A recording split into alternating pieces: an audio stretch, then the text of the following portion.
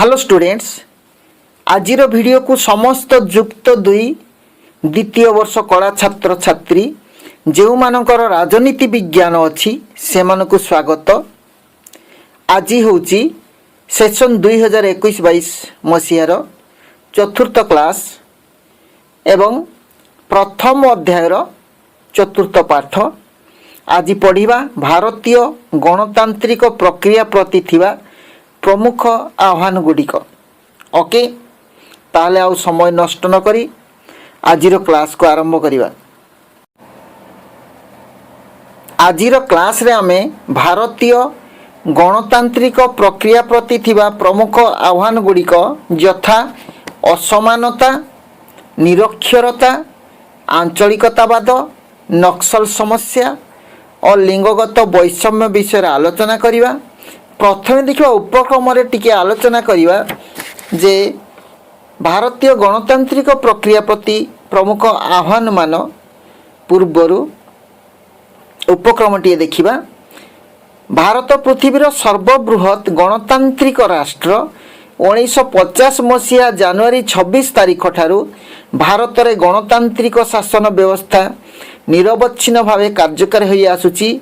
समस्ते यहाँ जानिचंती सार्वजनीन साबालक भोट प्रथा और जड़े व्यक्ति खंडे भोटर प्रचलन भारत में राजनैतिक समानता प्रतिष्ठा करने सहित गणतंत्र को सफल करिछि।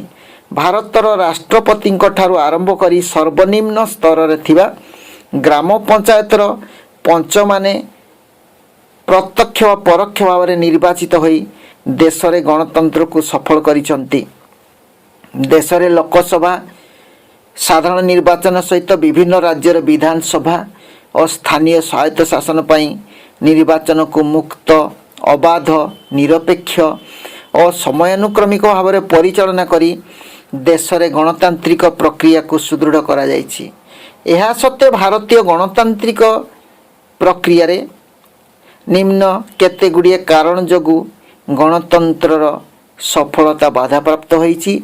एगुड़ी को कहा होछि भारतीय गणतांत्रिक प्रक्रिया प्रति थिबा प्रमुख आह्वान। प्रथमे देखिबा करे प्रथम आह्वान है असमानता। भारत में देखा जाउथिबा जातिगत, धर्मगत, भाषागत, संस्कृतिगत और आंचलिक वैषम्य भारतीय गणतंत्र प्रति प्रतिबंधक रूपे दंडायमान। जातिगत, धर्मगत, भाषागत, संस्कृतिगत और आंचलिक वैषम्य भारतीय गणतंत्र प्रति प्रतिबंधक रूपे दंडायमान। कारण भारत में जाति, धर्म, भाषा और आंचलिकता को नहीं गठित होइछि अनेक आंचलिक दल। यही समस्त आंचलिक दल मानकर सफलता जातीय सरकार गठन में अस्थिरता सृष्टि करुछि। यही समस्त वैषम्य मध्य भोटर मानकर निर्वाचन आचरण को प्रभावित करुअछि। भारत एक बहुविध समाज। एठारे विभिन्न जाति, धर्म, विभिन्न जाति रही, विभिन्न धर्म, संप्रदाय, भाषा, विभिन्न प्रकार भाषा, संस्कृति और परंपरार लोक मैंने बसवास करते। विभिन्न धर्म, विभिन्न जाति, विभिन्न भाषा, विभिन्न संस्कृति, विभिन्न परंपरा लोक मैंने बसवास करती। विभिन्नता मध्य एकता भारतीय संस्कृतिर मूलमंत्र। विभिन्नता विभिन्नता रही ता मध्य एकता भारतीय संस्कृतिर मूलमंत्र। मात्र यही विभिन्नता और वैषम्य भारत रे गणतंत्र प्रति आह्वान सृष्टि करिछि। जाति प्रथा भारत रे एक सामाजिक व्याधि। जाति को नहीं समाज रे छुआ अछुआ भेदभाव देखा जीवा सहित जाति मध्य रे भारतीय निर्वाचन रे भोटर मानकर आचरण को प्रभावित करि थाए। जाति को नहीं मध्य केतेक राजनैतिक दल सृष्टि होइछन्ति। भारतीय मानक मध्य रही धर्मगत असमानता। विभिन्न धर्म बा मध्यरे वैषम्य, धर्म मध्य वैषम्य और विवाद अनेक समय सांप्रदायिकता बाद सृष्टि करने सहित सांप्रदायिक दंगा जोगु अनेक धन जीवन नष्ट होउछि। धर्म को नहीं अनेक राजनैतिक दल गठन होइथिबा बेले ନିର୍ବାଚନରେ ଧର୍ମ ଭୋଟରମାନଙ୍କର ଆଚରଣକୁ ପ୍ରଭାବିତ କରୁଅଛି। ଭାରତ ଗୋଟିଏ ବହୁ ଭାଷାଭାଷୀ ରାଷ୍ଟ୍ର। ଭାରତ ସମ୍ବିଧାନରେ 22ଟି ଭାଷାକୁ ସ୍ୱୀକୃତି ଦିଆଯାଇଥିଲେ ମଧ୍ୟ କେତୋଟି ଭାଷାକୁ ସ୍ୱୀକୃତି 22ଟି ଭାଷାକୁ ସ୍ୱୀକୃତି ଦିଆଯାଇଥିଲେ ମଧ୍ୟ ଭାରତର ଅନେକ କଥିତ ଭାଷା ରହିଛି। ଏହି ଭାଷାଗତ ବୈଷମ୍ୟ ଭାରତୀୟ ଗଣତନ୍ତ୍ର ପ୍ରତି ଏକ ଆହ୍ୱାନ। ଭାଷାକୁ ନେଇ ଦେଶରେ ହେଉଛି ରାଜନୀତି। ଭାଷାକୁ ଆଧାର କରି ମଧ୍ୟ ରାଜନୈତିକ ଦଳମାନେ ଭୋଟରମାନଙ୍କୁ ପ୍ରଭାବିତ କରୁଛନ୍ତି। ଜାତିଗତ ଭାଷାଗତ ଓ ଧର୍ମଗତ ବୈଷମ୍ୟକୁ ବାଦ ଦେଲେ ଭାରତରେ ସଂସ୍କୃତି ଶିକ୍ଷା ଲିଙ୍ଗକୁ ନେଇ ମଧ୍ୟ ବୈଷମ୍ୟମାନ ରହିଛି, ଯାହାକି ଭାରତୀୟ ଗଣତନ୍ତ୍ର ପଥରେ ପ୍ରତିବନ୍ଧକ ଭାବେ ଦେଖାଯାଉଛି, ଏକ ପ୍ରତିବନ୍ଧକ ଭାବେ ଦଣ୍ଡାୟମାନ ଏବଂ ଏହା ଏକ ଅସମାନତା ସୃଷ୍ଟି କରୁଛି ଏବଂ ଭାରତୀୟ ଗଣତନ୍ତ୍ରର ପ୍ରଗତି ପଥରେ ଏକ ଆହ୍ୱାନ ରୂପେ ଦଣ୍ଡାୟମାନ ହୋଇଛି। ଖରେ ଦେଖିବା ନିରକ୍ଷରତା। ଶିକ୍ଷା ଗଣତନ୍ତ୍ରର ସଫଳତାର ମାପକାଠି ହୋଇଥିବା ବେଳେ ଭାରତରେ ନିରକ୍ଷରତା ଗଣତନ୍ତ୍ର ପଥରେ ଏକ ବଳିଷ୍ଠ ପ୍ରତିବନ୍ଧକ। ଶିକ୍ଷା ଗଣତନ୍ତ୍ର ସଫଳତା ମାପକାଠି ହୋଇଥିବା ବେଳେ ଭାରତରେ ନିରକ୍ଷରତା ଗଣତନ୍ତ୍ର ପଥରେ ଏକ ବଳିଷ୍ଠ ପ୍ରତିବନ୍ଧକ। ବର୍ତ୍ତମାନ ସୁଦ୍ଧା ଶତକଡ଼ା ପ୍ରାୟ 30% ଲୋକ ନିରକ୍ଷର ହୋଇଥିବାରୁ ସେମାନଙ୍କର 30%ରୁ ଅଧିକ ପ୍ରାୟ 30% ପାଖାପାଖି ଲୋକ ନିରକ୍ଷର ହୋଇଥିବାରୁ ସେମାନଙ୍କର ରାଜନୈତିକ ସଚେତନତା ନାହିଁ। ଫଳରେ ବାହୁବଳ ଏବଂ ଅର୍ଥବଳର ପ୍ରଭାବ ଭାରତୀୟ ଗଣତନ୍ତ୍ରରେ ନାଗରିକମାନଙ୍କ ମତଦାନକୁ ପ୍ରଭାବିତ କରୁଛି। ଏହା ବ୍ୟତୀତ ସକ୍ରିୟ ଓ ସୁସଂଗଠିତ ଜନମତ ସମ୍ଭବ ହେଉନାହିଁ। ନିରକ୍ଷରତା ସାଧାରଣତଃ ଗଣତନ୍ତ୍ରର ସଫଳତା ପାଇଁ ଶିକ୍ଷା ଏକ ପ୍ରମୁଖ ଭୂମିକା ଗ୍ରହଣ କରିଥାଏ। ଗଣତନ୍ତ୍ରର ସଫଳତା ପାଇଁ ଶିକ୍ଷା ଏକ ପ୍ରମୁଖ ଭୂମିକା ଗ୍ରହଣ କରିଥାଏ। ଶିକ୍ଷା ହିଁ ମନୁଷ୍ୟ ମନରୁ ସଂକୀର୍ଣ୍ଣତାକୁ ଦୂର କରି ତାର ଚିନ୍ତାଧାରାକୁ ପ୍ରସାରିତ କରିଥାଏ। ଶିକ୍ଷା ନାଗରିକମାନଙ୍କୁ ଅଧିକାର ଓ କର୍ତ୍ତବ୍ୟ ସମ୍ବନ୍ଧରେ ସଚେତନ କରାଇବା ସହିତ ସେମାନଙ୍କୁ ସୁନାଗରିକ ହେବା ପାଇଁ ସହାୟକ ହୋଇଥାଏ। ମାତ୍ର ଭାରତରେ ଗଣତାନ୍ତ୍ରିକ ସରକାର ପ୍ରତିଷ୍ଠା ହେବାଠାରୁ ଆଜି ପର୍ଯ୍ୟନ୍ତ ନିରକ୍ଷରତା ଭାରତୀୟ ଗଣତନ୍ତ୍ର ପଥରେ ଏକ ପ୍ରତିବନ୍ଧକ ଭାବେ ଦଣ୍ଡାୟମାନ। ଭାରତରେ ଶିକ୍ଷାର ପ୍ରସାର ଓ ଗଣତନ୍ତ୍ରର ସଫଳତା ପାଇଁ ଶିକ୍ଷାକୁ ସାର୍ବଜନୀନ କରିବା ପାଇଁ ସମ୍ବିଧାନର 45 ଧାରାରେ ନିର୍ଦ୍ଦେଶ ରହିଥିଲେ ମଧ୍ୟ ଦେଶରେ ଏବେ ମଧ୍ୟ 30%ରୁ ଅଧିକ ନିରକ୍ଷର। ଏହି ନିରକ୍ଷରତା ଯୋଗୁଁ ଭାରତୀୟ ନାଗରିକମାନେ ରାଜନୈତିକ କ୍ଷେତ୍ରରେ ସଚେତନ ହୋଇପାରୁନାହାନ୍ତି। ସେମାନେ ନିଜର ଅଧିକାର ଓ କର୍ତ୍ତବ୍ୟ ସମ୍ବନ୍ଧରେ ସଚେତନ ନୁହନ୍ତି। ନିରକ୍ଷରତା ଯୋଗୁଁ ନିର୍ବାଚନରେ ସେମାନେ ସଠିକ୍ ନେତା ଓ ଦଳକୁ ଚୟନ କରିବା ସମ୍ଭବ ହେଉନାହିଁ। ହଠାତ୍ ସଠିକ୍ ଜନମତ ମଧ୍ୟ ସୃଷ୍ଟି ହେଉନାହିଁ। ଗଣତନ୍ତ୍ର ଯେ ଅଯୋଗ୍ୟତାର ଶାସନ ତାହା ନିରକ୍ଷରତା ପ୍ରମାଣିତ କରିଅଛି। ତାହେଲେ ନିରକ୍ଷରତା ଏକ ପ୍ରମୁଖ ଆହ୍ୱାନ ରୂପେ ଦେଖାଦେଇଛି। ଗରେ ଆଞ୍ଚଳିକତାବାଦ।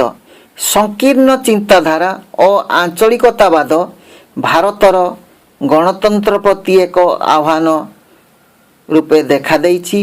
ଆଞ୍ଚଳିକ ଚିନ୍ତାଧାରାକୁ ନେଇ ଦେଶରେ ପ୍ରାୟ ପ୍ରତ୍ୟେକ ରାଜ୍ୟରେ ଗଠିତ ହୋଇଛି ଅନେକ ଆଞ୍ଚଳିକ ରାଜନୈତିକ ଦଳ। ଆଞ୍ଚଳିକ ଦଳମାନେ ରାଜ୍ୟରେ ସରକାର ଗଠନ କରିଛନ୍ତି। ଫଳରେ ଜାତୀୟ ଦଳର ପ୍ରଭାବ ହ୍ରାସ ପାଇଁ କେନ୍ଦ୍ରରେ ମିଳିତ ସରକାର ଆଞ୍ଚଳିକ ଦଳମାନଙ୍କର ସହଯୋଗ ଗଠିତ ହେଉଛି।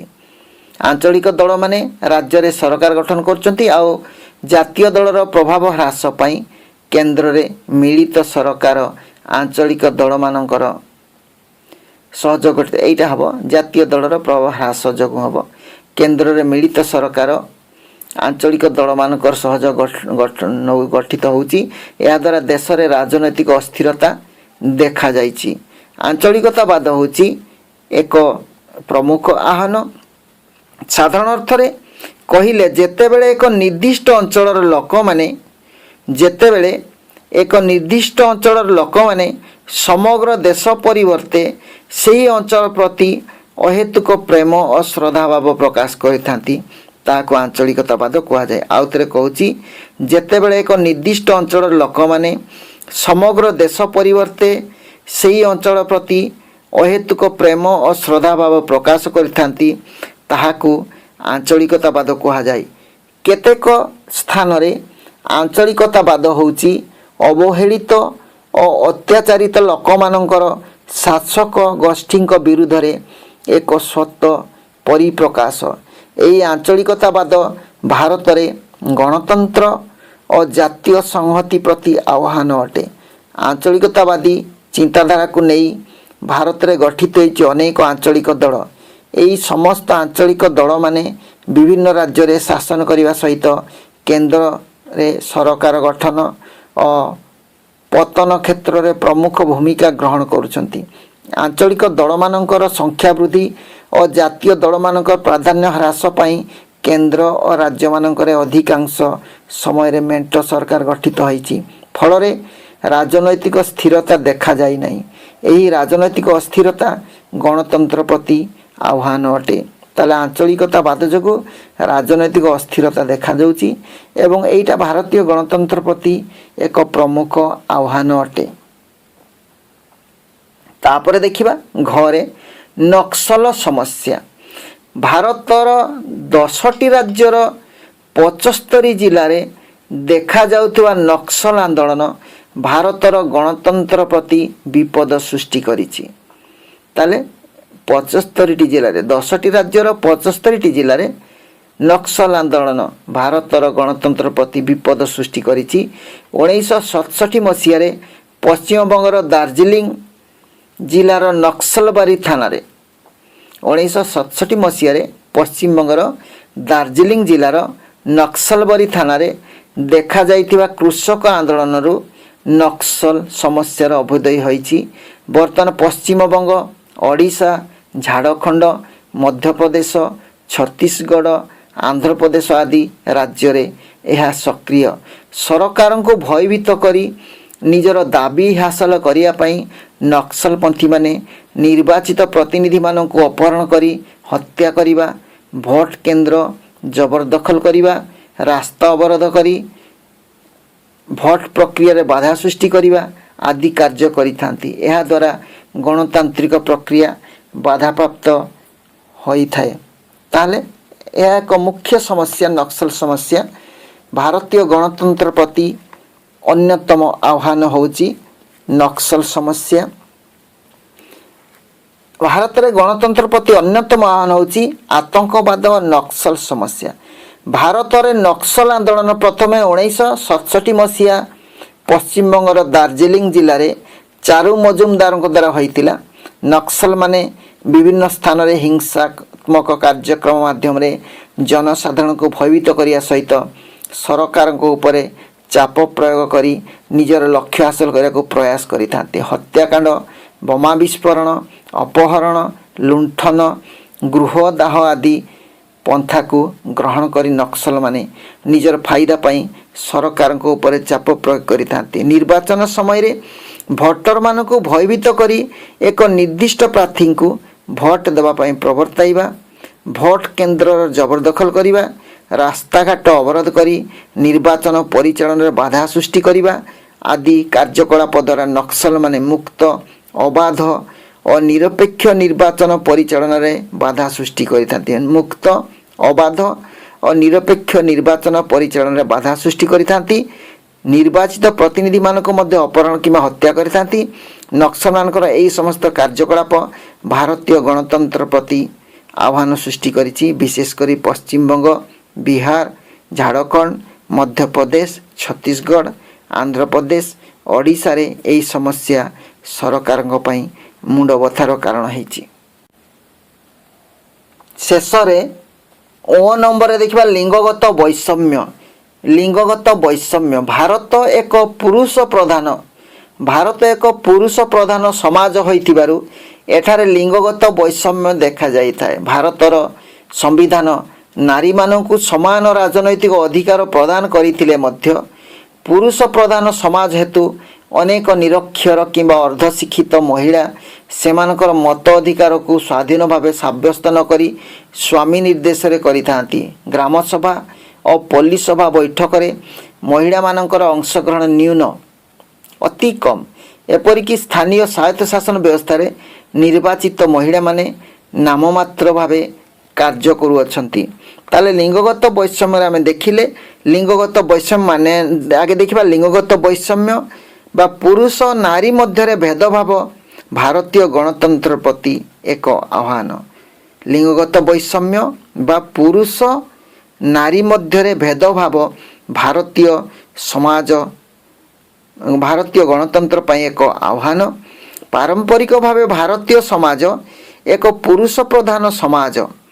ଆବାହନ କାଳରୁ ଭାରତୀୟ ସମାଜ ନାରୀ ଶକ୍ତିକୁ ମା ସମ୍ମାନ ଦେଉଥିଲେ ମଧ୍ୟ ସମାଜରେ ବିଭିନ୍ନ କ୍ଷେତ୍ରରେ ନାରୀ ଅବହେଳିତା।